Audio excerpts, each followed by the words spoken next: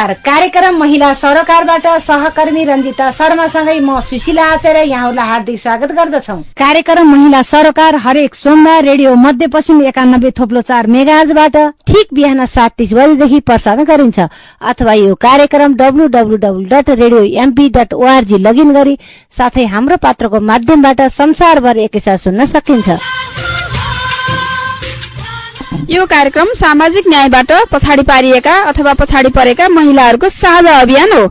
यसमा हामीले आर्थिक, सामाजिक, शैक्षिक, राजनीतिक क्षेत्रबाट महिलाको स्तर वृद्धि गर्ने उद्देश्यले विविध खाले लेख, रचना, खोजमूलक रिपोर्ट, प्रतिनिधि आवाज र सम्बन्धित व्यक्तिसँग कुराकानी गर्छौं। यसै गरी मावि जजरगाउँकी शिक्षक घोराई उपमहानगरपालिका 6 स्थित रिमा गौतमसँग विशेष कुराकानी गरेछौं। उहाँले भर्खरै मात्र तीजको गीत 2083 मा माइतीको आँगनमा भने रिलिज गर्नुभएको छ। त्यसको सेरोफेरोमा रहेर विशेषतः हामीले उहाँसँग कुराकानी गरेछौं। यो खोजमूलक समाचार सँगै अब हाम्रो पालो छ कुराकानीको लागि यो साता हामीले अतिथि निम्ताएका छौं। घोराई उपमहानगरपालिका 6 मावि जजरगाउँकी शिक्षक रिमा गौतम। तीजको सन्दर्भ पनि आइरहेछ, त्यो सेरोफेरोमा कुरा गर्नेछौँ। विशेष त रिमाजीलाई हाम्रो रेडियो मध्यपश्चिम कार्यक्रम महिला सरोकारमा हार्दिक स्वागत छ। धन्यवाद सुशीला म्याम। हजुर के छ, सन्चै हुनुहुन्छ? हजुर सन्चै छ एकदम। हजुर अब अहिले अलिकति हजुरसँग कुरा गर्न खोज्दाखेरि धेरै कुराहरू छन्। हजुर एउटा साहित्यमा सिर्जनामा पनि अब्बल रूपमा देखिनु भएको छ अहिले। त्यसै गरी शिक्षकको भूमिका पनि राम्रोसँग निर्वाह गरिरहनु भएको छ, शिक्षक हुनुहुन्छ। अर्कोतिर फेरि अहिले अब तीज आइरहेछ, हरितालिका तीज। त्यसैको सेरोफेरोमा यहाँले अहिले भर्खरै मात्र माइतीको आँगनीमा भन्ने शीर्षक दिएर यहाँले एउटा तीज गीत निकाल्नु भएको छ। यो तीज गीत अहिले भर्खरै रिलिज भएको हो कि कस्तो, र कसरी यो गीत निकाल्ने प्रेरणा आयो? मलाई चाहिँ भित्रैदेखि म्याम मैले गीत लेखेकी थिएँ, अनि अब लेखेर कपीमै सीमित गर्नुभन्दा निकालिहालौँ त परिन पर्ला भनेर निकालेको होइन। भर्खरै मैले रिलिज गरेको चाहिँ युट्युब च्यानलमा रिमा गौतम युट्युब च्यानलमा अपलोड गरिसकेको छु। 2 हप्ता अझै पनि पुगेको छैन। यो गीत लेख्ने पहिले सानैदेखि साहित्यमा लाग्नुहुन्थ्यो कि अथवा गीत लेख्ने जाँगर अथवा यो रहर लाग्दा पनि पुग्दैन, यो क्षमता कसरी आयो? पहिलेदेखि लेख्नुहुन्थ्यो कि यो कस्तो भयो? यस्तो म्याम भित्रैदेखि मन आएपछि चाहिँ लेखिँदो रहेछ। म लेख्छु भने म बसेपछि अब त्यो लेखेरै छोड्छु। म पहिलादेखि नै गीत लेख्छु, कविताहरू लेख्छु। मेरा सिर्जनाहरू अझै पनि कपीमै छन्, अब बाहिर चाहिँ आउँदैछन् क्रमशः। हजुर कतिवटा तीज गीत अहिले 2083 मा एउटा नयाँ निकाल्नु भयो। योभन्दा अगाडि पनि तीजको गीत निकाल्नु भएको थियो, कतिवटा निकाल्नु भएको छ? अहिलेसम्म स्टुडियोमा गएर गाएको चाहिँ यही नै हो फर्स्ट। युट्युबमा त हजुरका गीतहरू अरू पनि भेटिन्छन् गाउँघरमा गएको, आफ्नै मोबाइलमा रेकर्ड गरेर गएको, त्यस्ता चाहिँ छन्। हजुर स्टुडियोमा गएर गएको चाहिँ फर्स्ट यही नै हो। ए पहिलो गएर कस्तो पाउनु भएको छ यो गीत गाइसकेपछि? रिलिज भएर जुन आयो बजारमा, यहाँको गीत थियो पहिले कापीमा थियो, कापीबाट एउटा आयो नि समाजमा, समुदायमा दिदीबहिनीका मुखमा आएपछि कस्तो अनुभूति भइरहेछ? गीत निकालेपछि कस्तो लागिरहेछ? वास्तवमा चाहिँ यो गीतले चाहिँ चेलीको मर्म बोकेको छ म्याम। मलाई खुसी लाग्छ। धेरैजनाले मलाई फोन गर्नुहुन्छ, म्याम धेरै बधाई छ भन्नुहुन्छ। त्यो बधाई भन्ने शब्द कहिले पनि फोन नगरेका साथीहरूले पनि बधाई भन्ने शब्द मलाई सुन्दाखेरि धेरै गर्व लाग्छ म्याम, खुसी लाग्छ। धेरै खुसी साथीहरूले पनि म प्रति माया रहेछ है भन्ने मलाई लाग्छ।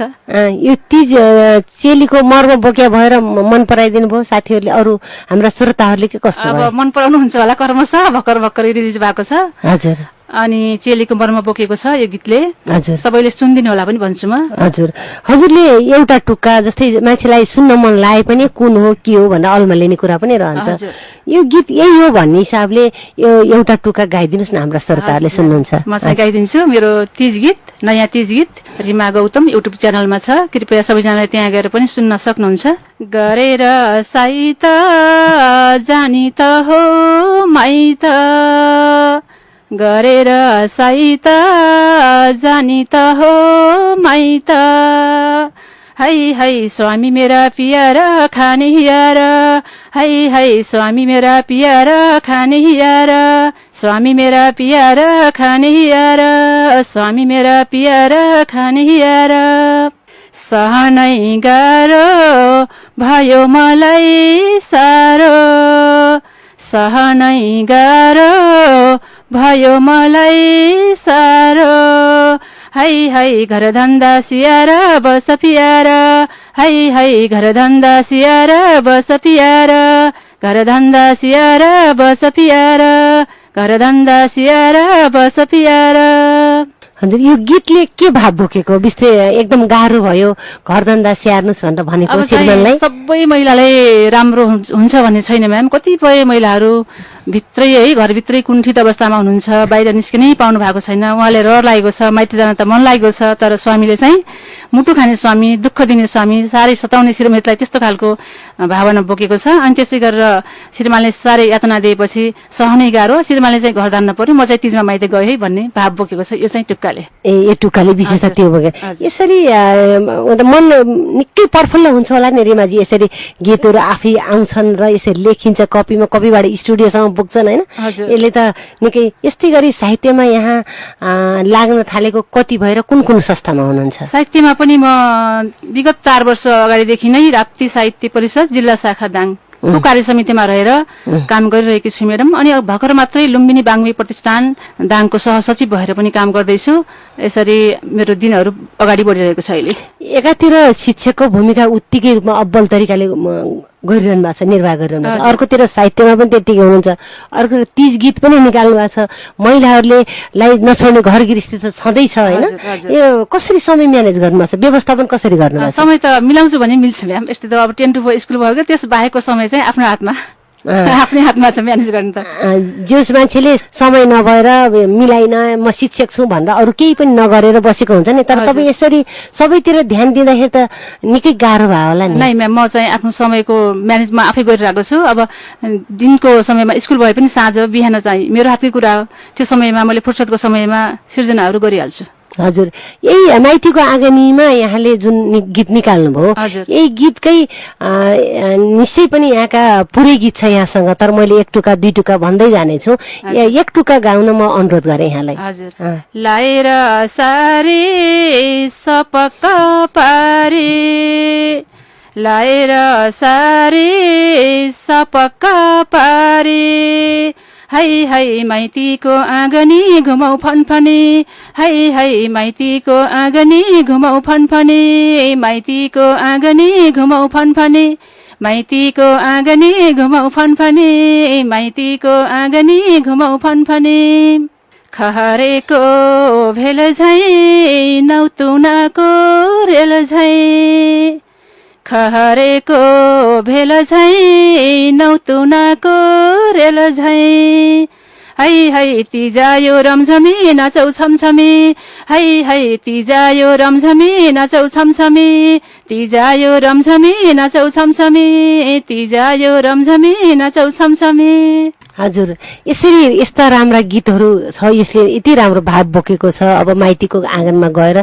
कतिपय दिदीबहिनी जान पनि पाउनुहुन्न र यहाँ सधैँ माइत जानुहुन्छ माइतीको आँगनमा रिमालेर हजुर म्याम प्राय नै म माइत नै जान्छु तीजमा त अझै नगए पनि तीजमा चाहिँ जान्छु यहाँ जस्तै अरू चेलीहरू पनि माइत जान पाउनुस् भन्ने सन्देश दिन्छ यो गीतले हैन हजुर माइतमा जानुस् मजासँग साडी लगाउनुस् आफ्नो है संस्कृतिको जगेर्ना गर्नुस् नाच्नुस् भन्ने भाव बोकेको छ हजुर यसरी माइत जानबाट वञ्चित जुन दिदीबहिनीहरू अहिले पनि हुनुहुन्छ कतिपय दिदीबहिनी अत्यन्त गाह्रो छ चार पर्खालभित्र सीमित हुनुहुन्छ जसले अहिले पनि आफ्नो इच्छा लाएर आफ्नो मन लाएर कहीँ पनि जान पाउनुहुन्न हैन एउटा बन्धन जस्तो पनि छ धेरैलाई यो बेला यो गीतले थोरै ती दिदीबहिनीहरूलाई पनि घरबाट निकाल्नलाई मद्दत गर्ने भयो हैन रिमाजी अनि तीज चाहिँ छिटो आइसक्यो है खरेको बेला छिटो छिटो आउँछ नि त हो त्यस्तै तीज पनि कति छिटो आइसक्यो त्यो तीजको गीतमा नाच्नुस् है दिदीबहिनीहरू रमाएर छमछम नाच्नुस् अझै मजासँग साडी लगाउनुस् माइतीको आँगनीमा घुम्नुस् नाच्नुस् भन्ने चाहिँ यो सन्देश दिन्छ है दुईटा टुक्काले चाहिँ हजुर शिक्षकको भूमिका निर्वाह गर्दै गर्दा यो गीत यतातिर रिलिज हुँदा विद्यार्थीहरू पनि यहाँको गीत सुन्न कतिको मन पराउँछन् धेरै आतुर जाने बित्तिकै म्याम म त सोचेको पनि थिएन म्याम बधाई छ हजुरलाई त्यतिसम्म सिकाएर चाहिँ हाम्रो विद्यार्थीले खुसी लाग्ने त्यति बेला चाहिँ धेरै बधाई छ भन्नसम्म पनि उनीसँग रहेछ क्षमता हजुर त्योसम्म सिकाएर छन् हजुर सानो बच्चाले पनि म्याम बच्चाले पनि यहाँको गीत सुन्छौँ हामीले म्याडमको गीत सुनिरहेछौँ भन्छन् कतिपयले खुसी लाग्छ एकदमै राम्रो लाग्छ है विद्यार्थीहरूले सबभन्दा खुसी भएको छ यो गीत निकालेपछि सबभन्दा खुसी त्यही विद्यार्थीले भन्दा नै भयो अरूले त भन्ने स्वाभाविकै थियो होइन साना केटाकेटीले भन्दाखेरि धेरै खुसी लाग्ने धेरै खुसी लाग्यो है सानो उनीहरू कसरी थाहा पाउँदो रहेछन् त्यस्तो सुनेर मेरो आजभोलि हामीभन्दा अगाडि त उनीहरू नै छन् हो है सामाजिक सञ्जालमा हजुर उनीहरू त्यसरी धेरै अगाडि छन्। यसै गरी म्याडम अरू तीजको गीत गाउन चाहनुहुन्छ कि कविता नै भन्न खोज्नुहुन्छ? अरू साहित्यमा यहाँ त कविता पनि लेख्नुहुन्छ, कविता पनि यहाँले छन्द कविता लेख्नुहुन्छ होइन, हजुर गद्य कविता पनि लेख्नुहुन्छ होला, क्षमता यहाँको धेरै छ। त्योमध्ये अहिले अब यहाँ तीजकै गीत गाउनुहुन्छ कि अथवा कविता सुनाउन चाहनुहुन्छ? हुन्छ म्याम, म कविता पनि गाउन सक्छु। कविता गाउँ त? हजुर, एउटा यहाँले लेखेको कविता हाम्रा श्रोताहरूलाई कस्तो झ्याउरे छन्दमा लेख्नुहुन्छ, विशेषतः यहाँले कस्तो खालको कविता लेख्नु भएको छ म सुनाउन अनुरोध गरेँ। हजुर म्याम, मैले चाहिँ शिक्षकको कविता झ्याउरे छन्दमा, विशेष गरेर मैले झ्याउरे छन्द नै मनपर्ने भएको हुनाले झ्याउरे छन्दमै लेखेकी छु। म चाहिँ शिक्षक पनि भएको हुनाले शिक्षकको मर्महरू कस्ता हुन्छन् त भनेर शिक्षक सम्बन्धी नै लेखेको छु। बुझेर मर्म गर्दैछु कर्म फुलेको केसैमा, ढल्किँदै जाँदा उमेर पनि गर्व छ यसैमा, ढल्किँदै जाँदा उमेर पनि गर्व छ यसैमा, नोकरी मध्ये लाग्दछ सधैँ शिक्षक मलाई, फरक छैन तुलना गरौँ पानस जलाई, फरक छैन तुलना गरौँ पानस जलाई, कुलेस होइन खोलानी होइन सागर तर्नु छ, मनको कुरा बुझेर पुरा शिक्षण गर्नु छ, मनको कुरा बुझेर पुरा शिक्षण गर्नु छ, नधेरै दाम तै पनि काम गर्दछु नाचेर, खटिन्छु आफ्नो पेसामा सधैँ मुसुक्क हाँसेर, खटिन्छु आफ्नो पेसामा सधैँ मुसुक्क हाँसेर, ज्ञानको ज्योति मै छाउन सकु जहिले यसरी, शिक्षण गर्दा विद्यार्थीलाई खुसी छु बेसरी, शिक्षण गर्दा विद्यार्थीलाई खुसी छु बेसरी, बिहान साँझ घरको धन्दा दिनको खटना, विद्यार्थी पनि स्वीकार गर्छन् अमृत वचन, विद्यार्थी पनि स्वीकार गर्छन् अमृत वचन, सुवासदी जगतैभरि फुलेका कतिको, कमाई यही हो जस्तो लाग्छ शिक्षक जतिको, कमाई यही हो जस्तो लाग्छ शिक्षक जतिको, गर्नुहोस् माया शिक्षकलाई भएर देउतै, फरक तह भए नि तर कथा त एउटै, फरक तह भए नि तर कथा त एउटै, फरक तह भए नि तर कथा त एउटै। हस् म्याम। हजुर, एकदमै राम्रो। शिक्षकको कस्तो खालका पीडाहरू छन् अथवा कसरी शिक्षकहरू खुसी हुनेछन् भन्ने सेरोफेरोमा रहेर यहाँले जुन झ्याउरे छन्दमा कविता लेख्नु भएको छ, असाध्यै राम्रो कविता छ। यहाँलाई धेरै धेरै बधाई पनि छ। अब विशेष त रिमाजी यहाँ यसरी साहित्यमा अनवरत रूपमा लागिरहनु भएको छ। यहाँको साहित्यिक यात्रा निकै गर्विलो पनि छ। हामी देख्छौँ यहाँको सबैतिर यहाँको रिमा गौतम भनेपछि धेरैले चिन्नुहुन्छ र यहाँलाई मैले अरू कुरा फेरि पनि गर्नेछौँ। विशेष गरी यति बेला हामी श्रोताहरूसँग जानकारी गराउन चाहन्छौँ। श्रोता, यति बेला हामी कार्यक्रम महिला सरकारमा छौँ।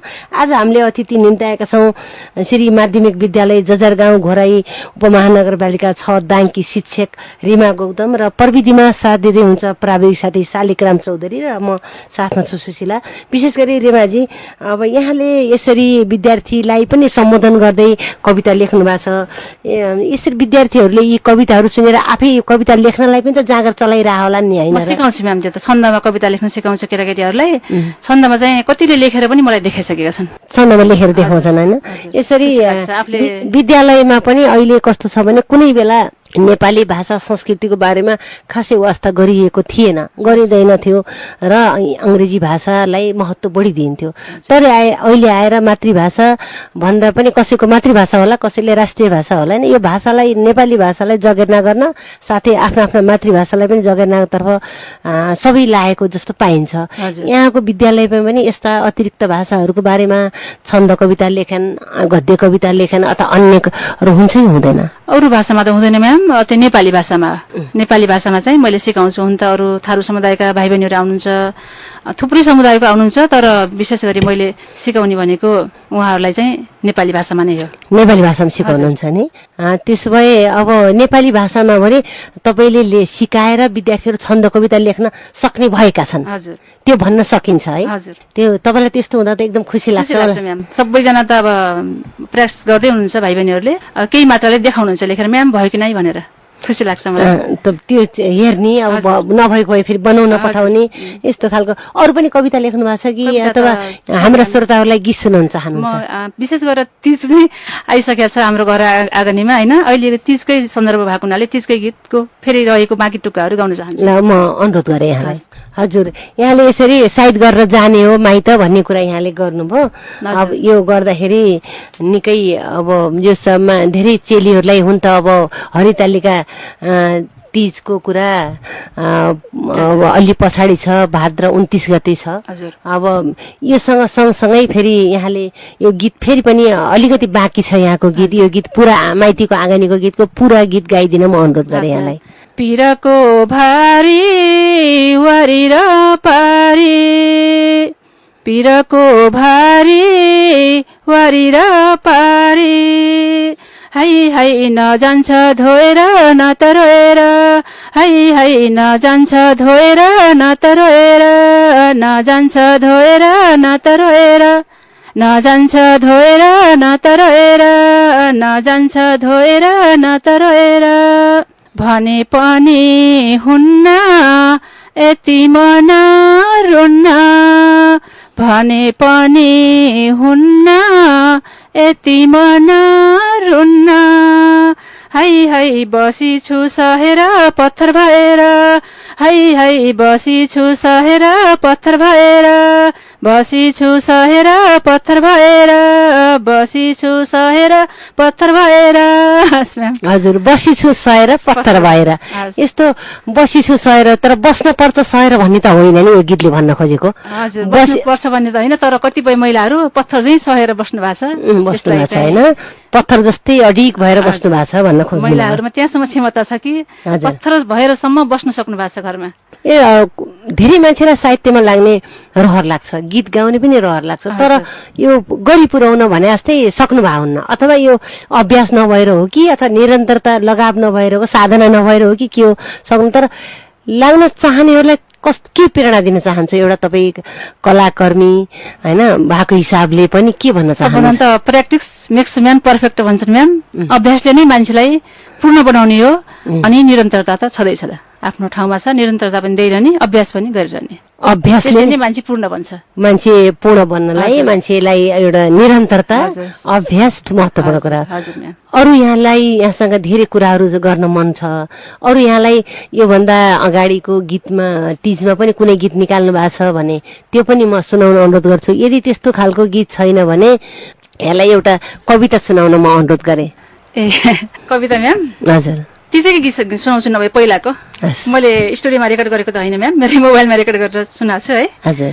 हे तीज आयो गाउँ बेसी सहर, तीज आयो गाउँ बेसी सहर, बिदा दिनु जान्छु माइत लाग्यो रहर, बिदा दिनु जान्छु माइत लाग्यो रहर।